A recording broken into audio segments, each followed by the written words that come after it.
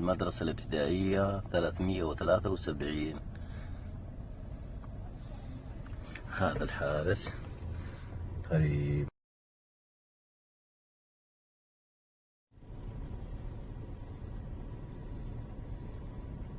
لو غيره كان جالس بالغرفة، واللي تجي تجي واللي توصل توصل وبسلامتها. والله مثل هذا يستحق التكريم، يستحق يا وزير التربية والتعليم التكريم، والله يستحق التكريم. يعني رجل مثل هذا كبير في السن ويقوم بهذا الدور، أنا أقول وش دور الشباب اللي الواحد في عز شبابه وما يتحرك من مكتبه ولا يقوم بعمله. شوف عياله، والله عياله.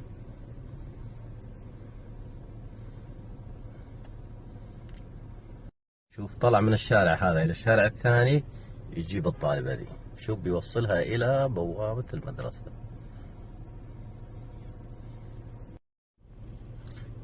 يا شيخ الله يعطيك العافية، بيض الله وجهك، بيض الله وجهك، والله دروس في العمل.